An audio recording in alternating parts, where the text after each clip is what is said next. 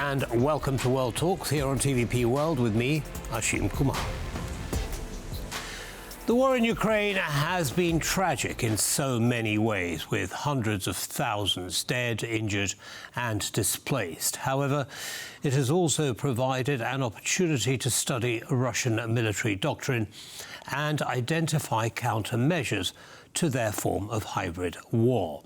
So this morning we ask, to what extent has the war in Ukraine enriched the Polish army in the areas of data or information management, reconnaissance and kinetic warfare of the modern battlefield of the eastern flank? To explain the answer to this question, we're joined by General Jarosław Kraszewski, former Armed Forces Supervision Department Director, Polish National Security Bureau. General, welcome to TVP World and thank you very much for taking the time.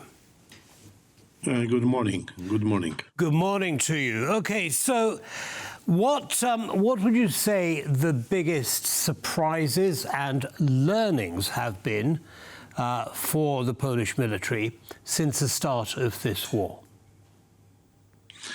You know, we have to go back to the 2014 when the war began, in my opinion. So the war in Ukraine is over 10 years and more.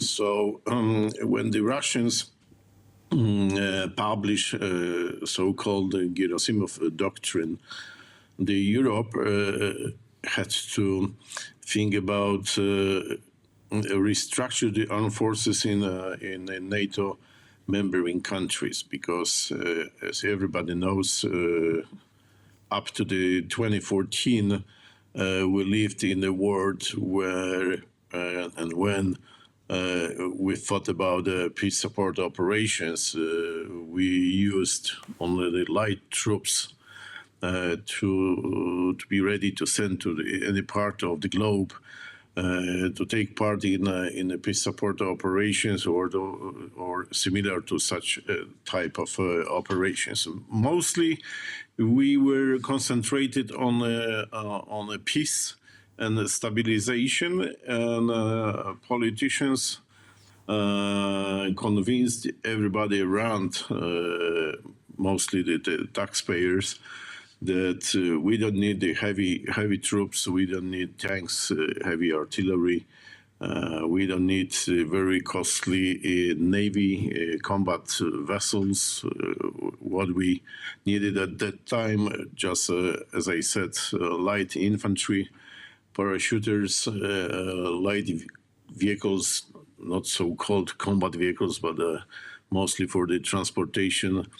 And we were so active in Iraq, Afghanistan, and other places, taking part in what I mentioned before, peace support operations.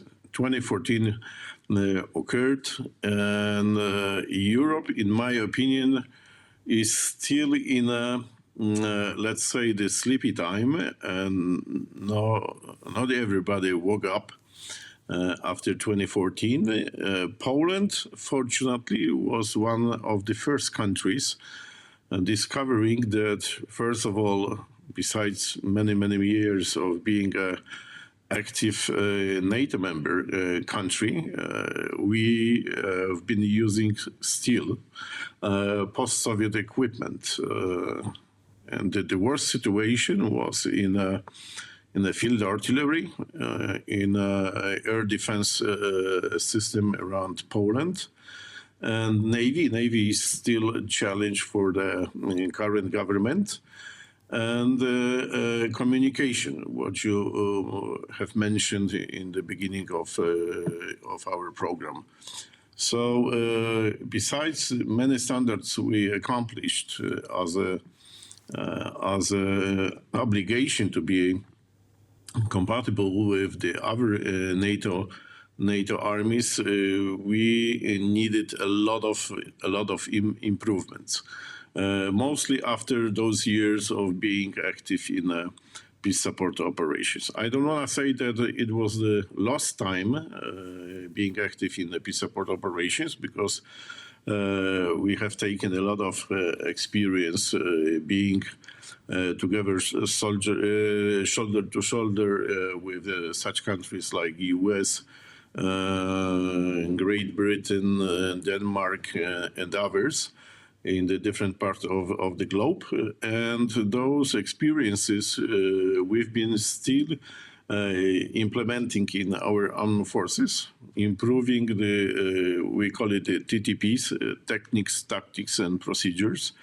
We developed new kind of equipment. As a former artillery officer, I want to say that our 155 crab system is the best one currently in Europe and one of the best around the globe. So it was paid off, but there are such areas that we are still making a lot of efforts and improvements. First of all is, of course, the air defense with the Patriot. Next, it's communication, digital communication, and the good example of it is IBCS system, which is so needed to connect the sensors with the effectors and the decision makers in the, we call it the real time. So we are building the new network. Next is improving of our missiles and rockets capabilities, and it's exactly about the HIMARS system and Chumno launchers from South Korea.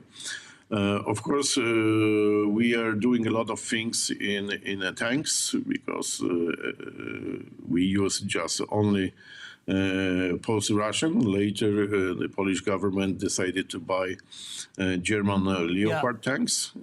Currently, we are, in my opinion, it's too much, but understood. It's better to have too many than too few. Nothing. And I'd like to come back to that in just a second, sir. But I'd like also to share with you a quote from Ministry of Defense Władysław Kosiniak-Kamysz from December last year, who said the Polish army should benefit from the knowledge of people like Damian Duda, a battlefield medic with experience from Ukraine. The ban on cooperation issued by the WO2 was unnecessary. It's some kind of oversight. What do you make of that comment by? Certainly Ukrainians are currently the most experienced fighters in Europe. And we are so lucky having the trilateral brigade headquarters located in Lublin. I had a privilege to be a commanding officer of this brigade, which consists of soldiers from Lithuania, Ukraine, and Poland. And many times I rose up the topic to have this headquarters as a main training hub for the NATO countries located in Europe, having Ukrainians on board. Ukraine is rotating the soldiers serving in this brigade frequently, so it's a great occasion to use their knowledge not only about the medics, but about the combat and the current challenge, drones and UAVs, because this is the next area of our interest. And How is that knowledge being converted into practical action for the Polish and, I suppose, NATO military doctrine? Yes, but we need to wait a little bit until the war is going to be over. Hopefully, it's going to happen this year, because our War Study University and our military academies are working on the lessons learned, and NATO is also working on the lessons learned. And the decisions from the Polish MOD to create new type of troops, which is about the drones and the UAVs, and not only those operating in the air, but I'm talking also about the autonomous vehicles operating on the ground and the autonomous vessels operating in the water. This is exactly the good example of lessons learned coming from Ukraine and being implemented immediately in NATO armies. Understood. Okay. Unfortunately, General, we're going to have to end our conversation. There's so much more we'd like to get your opinion on, and we hope you'll come back and see us again soon. Have a good day, sir. Yeah, you too. Thank you so much. Bye-bye. Yeah, bye-bye. And that's all from us in this episode of World Talks. Goodbye for now.